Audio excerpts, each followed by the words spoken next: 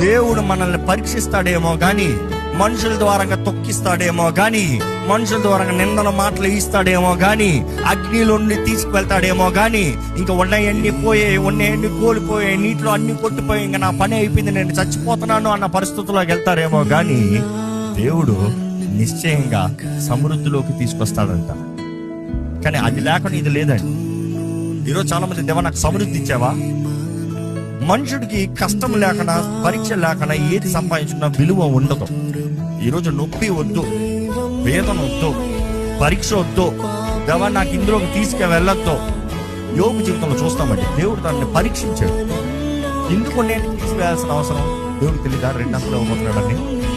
కానీ ఆ పరీక్ష జ్ఞాపకం చేసుకోండి, దేవుడు మనల్ని ఒక పరిమితిలోకి తీసుకెళ్ళేటప్పుడు, మనలో నుండి ఒక కార్యము క్రియ జరిగించాలని ఆశపడేటప్పుడు, దేవుడు మనలో ఏదో ఒక ప్రత్యేకమైనది జరిగించాలి, దేవుడు మీలో ఒకటి రూపించాలి, ఒక స్థాయికి హెచ్చించాలి, ఒక కార్యాన్ని జరిగించాలన్నప్పుడు మొదటిగా పరీక్షిస్తాడు. రెండోదిగా చూస్తే, దేవుడు ఒక మనిషిని ఒక స్థాయిలోకి తీసుకెళ్ళేటప్పుడు, ఆయన చిత్తము జరిగించేటప్పుడు, దేవుని చిత్తంలో చేసేది ఏంటంటే, ఆయన మన జీవితంలో ఆయన సమయం తగినట్టుగా కార్యము చేస్తాడండి.